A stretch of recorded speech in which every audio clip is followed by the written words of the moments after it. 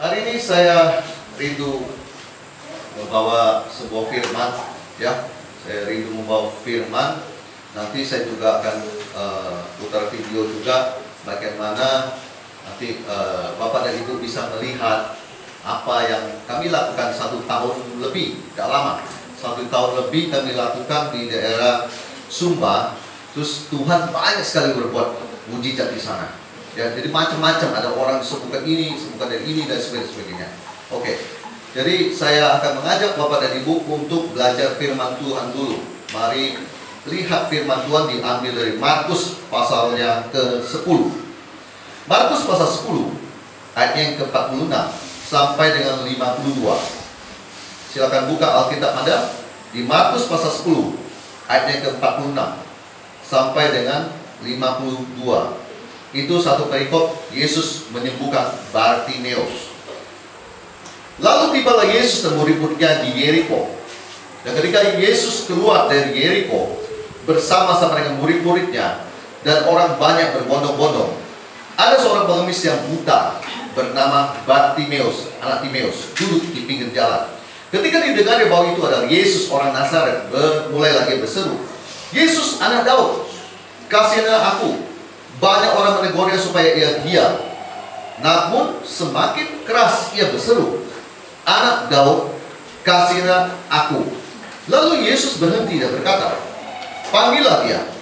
Mereka memanggil orang buta itu dan berkata padanya, "Kuatkan hatimu, berdirilah, ia memanggil engkau."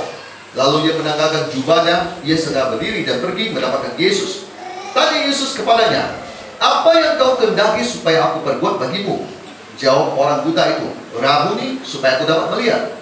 Lalu kata Yesus kepadanya, "Pergilah, imanmu telah menyelamatkan kau." Pada saat itu juga melihatlah ia. Lalu ia mengikuti Yesus dalam perjalanannya. Ini firman Tuhan luar biasa. Saya sering memperbahagikan firman Tuhan ini.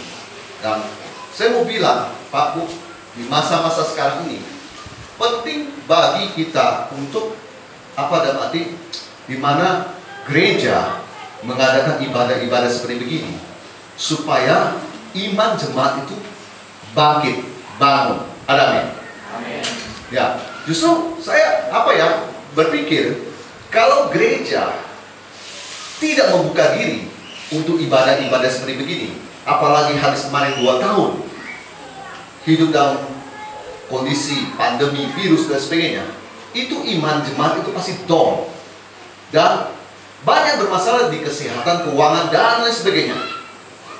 Nah, gereja kalau membuka pintu untuk hal-hal ibadah seperti begini, iman jemaat pasti akan bangun.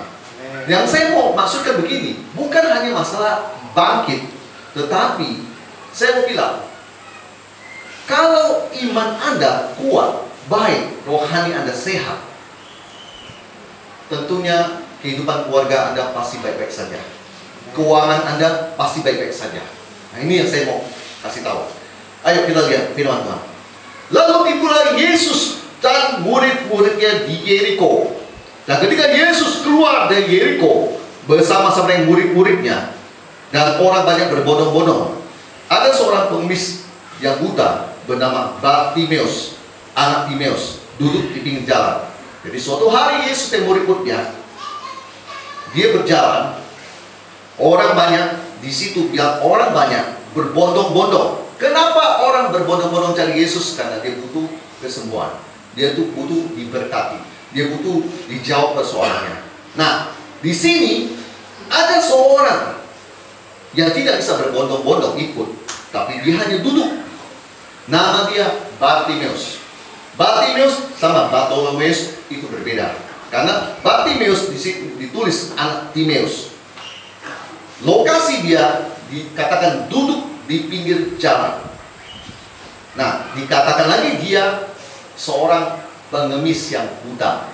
Berarti dia punya masalah, yaitu matanya nggak bisa melihat. Dia buta. Dan akibat itu juga mungkin bagi saya dia itu jadi pengemis. Jadi dia nggak bisa bekerja, matanya buta. Lalu kita lihat di ayat 47. Ketika didengarnya bahwa itu adalah Yesus orang Nazaret, jadi walaupun dia buta, Dia duduk pinggir jalan. Dia punya telinga, masih bisa mendengar. Dia punya telinga, dia dengar bahwa itu Yesus, orang Nazaret, itu lewat. Tentunya di sini nggak dicatat lebih panjang lebar lagi. Yesus orang Nazaret, apa yang diperbuat dan sebagainya, bla bla bla, tidak ada. Di sini catat singkat, Yesus orang Nazaret. Nah, waktu dia mendengar Yesus itu lewat, mata boleh buta, tapi dia mendengar. Nah, ini yang saya salut orang ini. Dia itu bereaksi. Pak Bu, hari ini begini. Saya mau menantang orang Kristen di sini. Kalau Anda punya masalah sakit, Anda seharusnya bisa belajar dari seorang Bartimeus ini. Jangan bilang, oh saya kan begini Pak, saya begini dan sebagainya. Belajar dari seorang buta, dia nggak bisa melihat, tapi dia bisa mendengar. Ketika Yesus lewat, dia bereaksi. Reaksinya apa? Dia berseru. Saya nggak melihat kondisi dicatat bahwa dia cuma berkata-kata. Kalau orang berseru, pasti dia memanggil dengan kencang. Kenapa? Karena dia butuh pertolongan Tuhan. Amen. Pak Bu, baru saja berdoa 1 minggu, 2 minggu, 3 minggu, Tuhan tidak jawab. Doanya sudah suara yang kecil.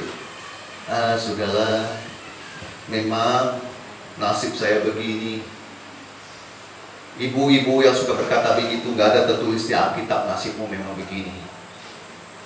Yang ada saya baca di Ulangan pasal 28, engkau diangkat menjadi kepala bukan jadi ekor. Amin. Tidak ada tulis itu nasib saya beginilah, ya inilah hidup saya lah.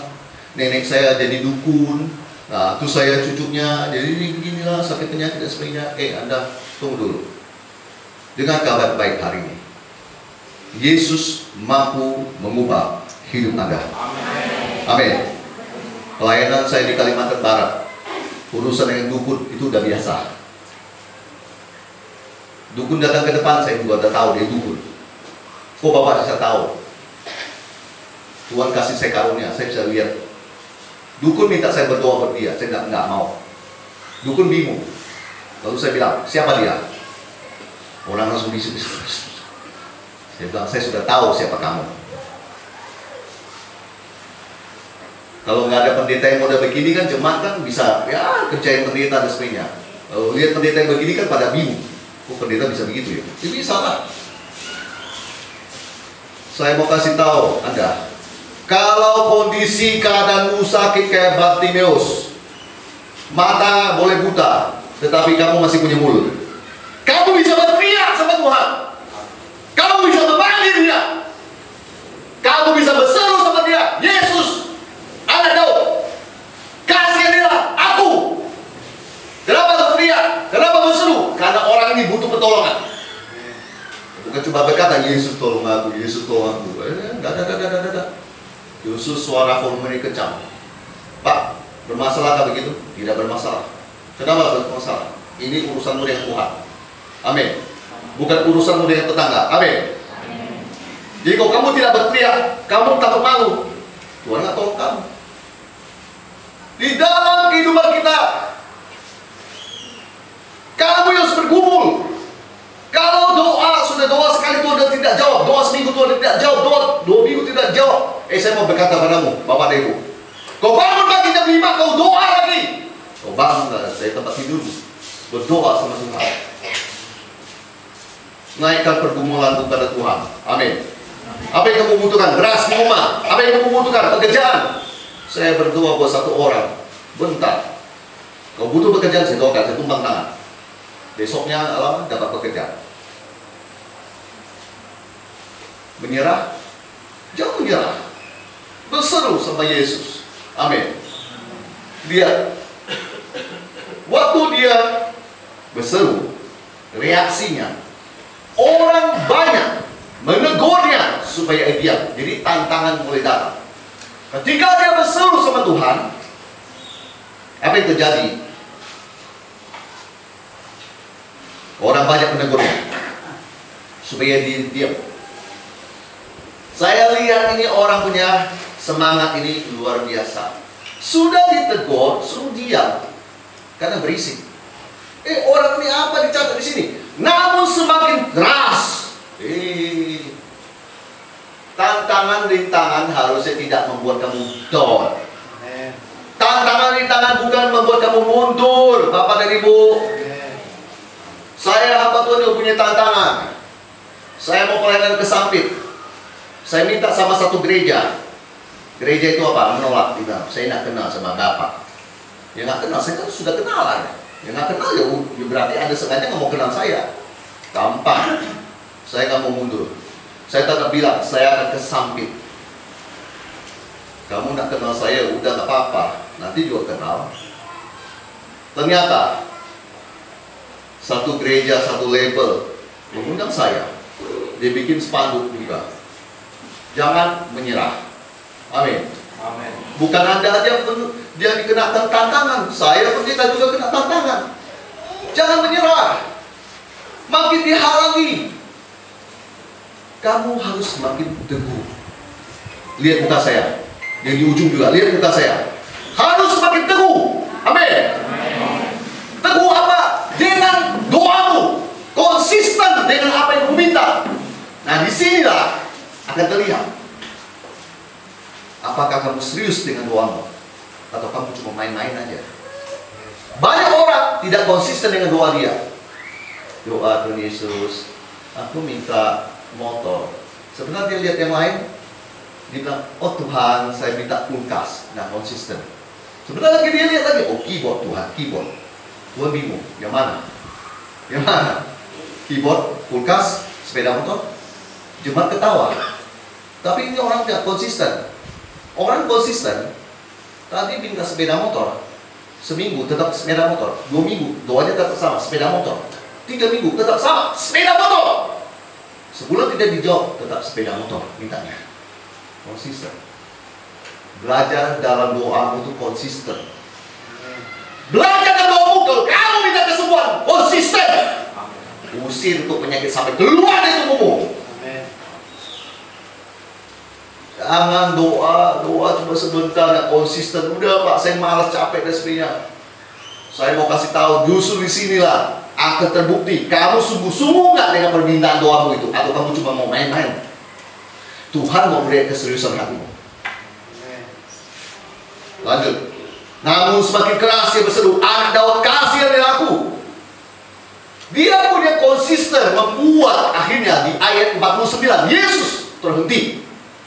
Yesus lagi berjalan, Yesus berhenti. Hari-hari ini bisa nggak kamu bikin Yesus berhenti? Dan kemudian mulai menoleh ke kamu. Siapa yang tadi berteriak dari bumi? Hah? Ani, Tuti, atau siapa? Siapa yang membuat saya terhenti dan membuat saya akhirnya saya terhenti dari langkah saya mulai melihat dari surga? Siapa yang di kalteng palangka yang lagi berteriak meminta sesuatu dalam namamu?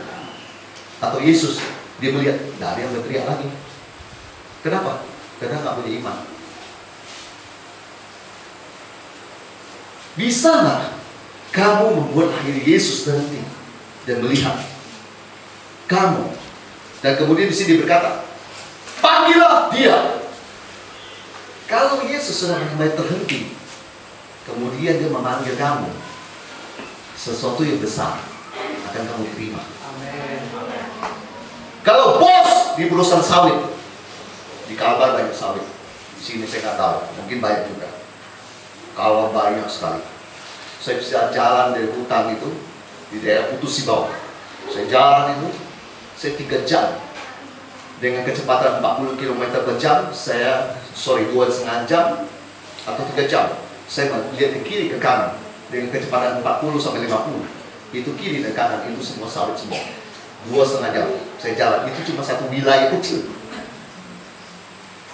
Saya mau kasih tahu Anda, bisa nggak kamu membayangkan kalau Tuhan pencipta semesta alam, pencipta hidupmu, sampai dia berhenti dan dia mulai menaruh perhatian pada siapa yang berteriak di bumi ini, dan dia bilang, panggil dia,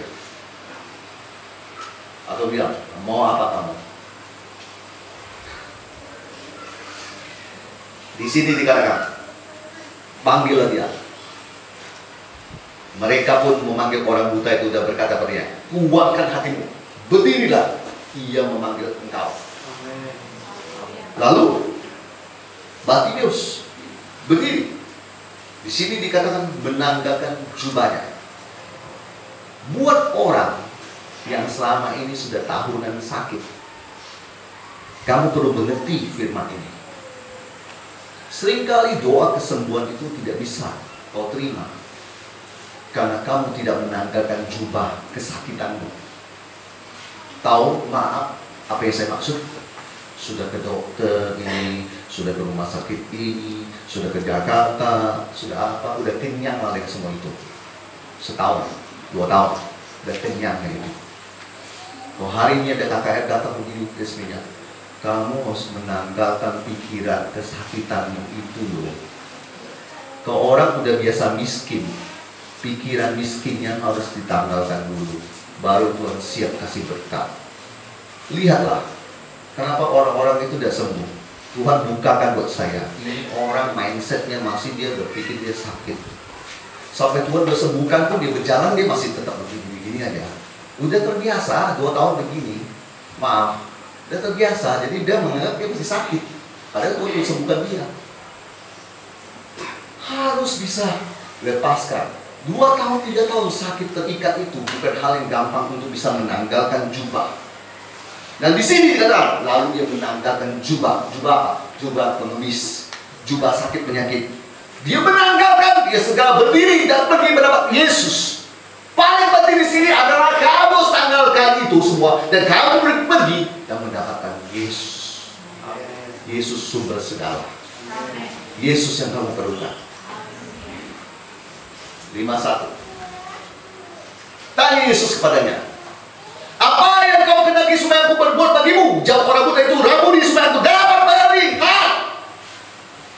Ini orang saya suka, konsisten lagi. Buta sekian lama jadi pengemis. Kenapa di sini dia nggak berkata, Tuhan kasihku rumah, Tuhan kasihku mobil? Udah tuh. Tuhan berkati ku uang 2M, 3M. Nggak ada. Nggak ada, mana? Nggak ada. Konsisten dengan apa yang dia mau. Kesembuhan. Apa? Mata. Dari awal minta kesembuhan. Mata. Akhir sama kesembuhan. Mata. Konsisten ini orang. Saya belajar hal ginian Pak Bu bertahun-tahun, bukan setahun, bertahun-tahun. Saya konsisten dengan apa yang saya minta. Saya minta sama Bapak ganti mobil. Saya konsisten dengan doa saya. Suatu hari pulang dari Kalimantan Barat, saya bilang saat ini sudah harus ganti. Mobil nggak rusak, tapi saya bilang saatnya harus ganti. Suatu hari saya lagi bercakap dengan Bapak sambil naik anak angkat. Kasihlah saya duit Tuhan. Ini mobil udah agak enak Tuhan. Ganti, mau ganti Tuhan. Habis naik tangga, saya iseng. Saya cek rekening saya. Masuk uang. Angkanya besar. Saya juga bingung. Seumur-umur saya tidak pernah ada masuk angka seperti itu. Jadi seumur saya. Berarti saya pelayanan sudah lebih dari 15 tahun. Seumur-umur saya tidak pernah tuh ada kayak gitu. Lebih bingung. Saya langsung tahu, ini tanda dari Tuhan. Saya bisa beli. Tapi pas saya cek, jauh. Mobil yang saya mau jauh. Pokoknya singkat cerita, saya dapat tuh mobil. Saya dapat tuh mobil. Konsisten dengan doa Anda. Tidak bilang kemudian kan udah dapat yang angka besar itu kan masih ada sisanya. Sisanya itu lumayan banyak Pak Bu. Belum harus bayar pajak ini apa dan sebagainya, tetap sama, banyak. Pada saat saya hitung, itu banyak. Jadi ini beli, jadi beli atau tidak? Tapi kan saya bilang, Tuhan udah kasih setengah, sisa kurang lebih setengah lagi. Ini gimana caranya? Pinjam ke bank, itu bukan solusi. Lihat mata saya, itu bukan solusi. Saya pendeta, mau bayar pakai apa? Nyicil? Saya nggak suka bernyicil. Saya mau suka cash. Bayar selesai, nggak mau mikir. Amin. Enak kan?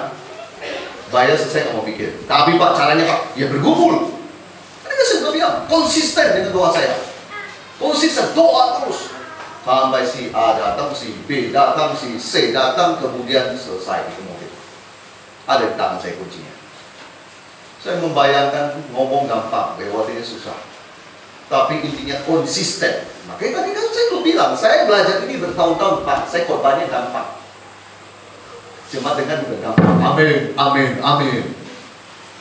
Saya ngalamin, tapi saya konsisten. Saya nggak mau gini. Lalu saya bilang, udah uang itu simpan di situ, nggak mau diapa-apain lagi, udah. Enggak, sedang. Ini kok Tuhan sudah kasih setengahnya. Berarti Tuhan setuju dengan saya dan saya akan terus gas. Doa, doa, Tuhan berkati saya, berkati saya, berkati saya. Tuhan itu gampang, gak ribet. Kalau kamu kenal dekat dengan Dia, Ibu, kalau kamu kenal dekat dengan Dia, gampang. Tinggal kayak saya sambil naik ke atas. Bapak kasihlah saya duit buat beli mobil. Tiba-tiba langsung didekatin saya, langsung masuk. Nggak usah teriak-teriak, Tuhan, tolong Tuhan. Ya itu kamu gak dekat. Belajar masuk ke dimensi doa lebih dalam, lebih dalam, lebih dalam. Di situ kamu akan mengerti maksud saya.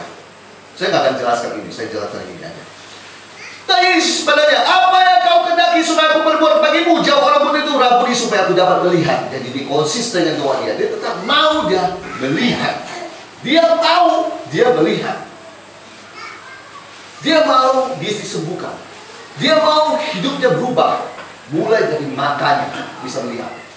Lalu uniknya Yesus di ayat 52. Lalu kata Yesus padanya, pergilah, imanmu telah menyelamatkanmu. Thy faith had made thee whole. Thy faith had made thee whole. Imanmu telah membuat kamu seutuhnya. Jadi buat kamu pulih, buat kamu sembuh. Imanmu membuat aku sembuh. Imanmu membuat kamu diberkati. Jadi siapa yang ngomong, Pak? Saya ngomong enggak, ini Yesus yang ngomong. Pada akhirnya Bapak Ibu dan juga tahu kisahnya, Bartimeus ini disembuhkan. Makanya kisahnya dicatat supaya kita belajar.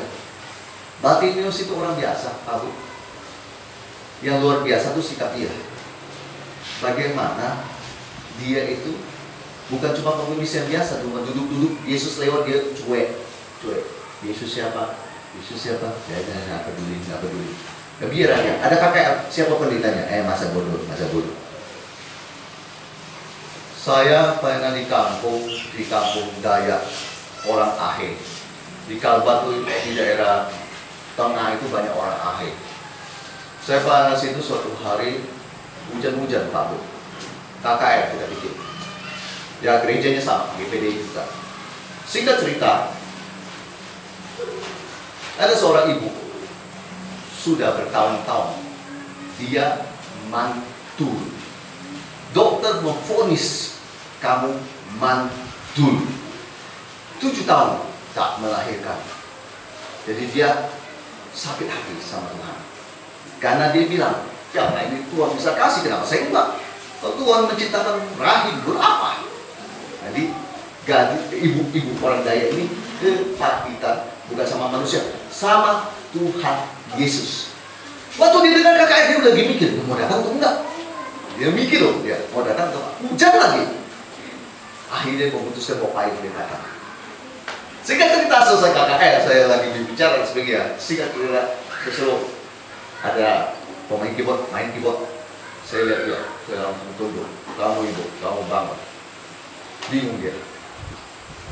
Bingung. Habis saya tunjuk, saya bilang, kamu, Tuhan sudah dengar doamu.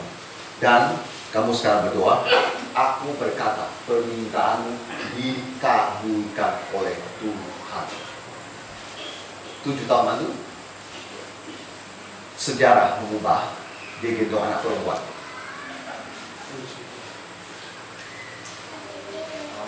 Kalau nggak percaya Yesus, saya punya videonya. Saya banyak video-video begini. Membuat saya melayani Tuhan yang hidup, bukan melayani Tuhan yang bohongan. Makanya saya bingung kalau orang bikin KKR kok nggak mau datang ya. Senang di rumah. Pak Bu dengar baik, terserah kamu mau datang mau datang. Yang diberkati yang datang. Saya memang nggak pusing. Tugas saya memberita firman, berkat dari Tuhan.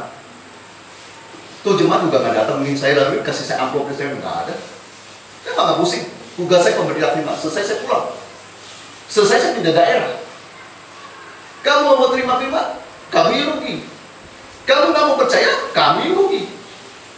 Itu ibu itu, sejak itu dia menceritakan kegembiraannya ke mana-mana. Dia bilang, saya gendong anak ini. Dia, dokter mau vonis saya 7 tahun nggak punya anak. Mandul. Sekarang saya punya. Ya, saya bilang sama istri saya, kita lihat ya, bagaimana ya pengaruh dari kuasa Yesus mengubahkan orang. Makanya saya bilang, kalau orang nggak mau respon, nggak mau datang, ya biarin aja. Nggak pusing kita, nggak pusing. Toh saya udah bilang, saya Tuhan berkati, saya baik-baik aja. Mau makan, minum di Carlton, baik-baik aja. Baik, gak ada masalah. Kesini bukan cari-cari berkat, toh. Salah, jemaat, salah. Kesini saya beritakan firman. Kenapa? Sebelum saya terbang ke sini, Tuhan kasih saya lihat. Kau lihat gak Carlton? Saya lihat di alam roh. Dikasihannya iman mereka. Memang sama Kalbar masih lebih luar biasa. Di sini kamu harus banyak memberitakan firman, menguatkan mereka. Kasih mereka lihat kuasa Tuhan. Kasih mereka firman supaya mereka mau percaya. Supaya kekristenan itu tidak mati. Supaya kekristenan itu juga jangan, maaf, ekonominya maaf, itu terus pinjam sana, pinjam sini, pinjam sana, pinjam sini. Belum merdeka kamu, Pak Bu. Yang merdeka itu tidak pinjam. Dan jangan pinjam. Saya sudah selesai. Main keyboard tolong standby. Jangan pinjam. Lihatlah bahwa Yesus sanggup memulihkan Anda. Yesus sanggup menyembuhkan Anda. Tugas Anda cuma hanya kamu percaya. Kau punya iman. Imanmu yang telah membuat kamu utus, kamu baik, kamu sembuh seutuhnya. Imanmu. Bukan iman tetangga, iman Bapa. Yesus mau kau belajar dari firman ini. Firman itu saya kasih itu ya dan amin. Saya baca di firman berulang kali, hidup saya Tuhan berkati. Dia tidak mau kamu hidup dalam kesusahan, kesulitan keuangan, sampai suami istri bertengkar terus gara-gara uang. Percayakah Anda bahwa Tuhan datang supaya kamu mempunyai hidup dan mempunyainya dalam segala kelimpahan? Silakan kamu. Kalau kamu percaya, saya mau menantang kamu. Ya, mau didoakan. Tetapi kalau kamu tidak punya iman, jangan maju. Saya nggak mau berurusan dengan orang tidak punya iman. Oh, kamu merasa, Tuhan, aku sudah dengar firman-Mu, aku sudah nonton kesaksian, aku bisa menaruh harap padamu sekarang. Oh Yesus, Engkau sanggup memberikan aku.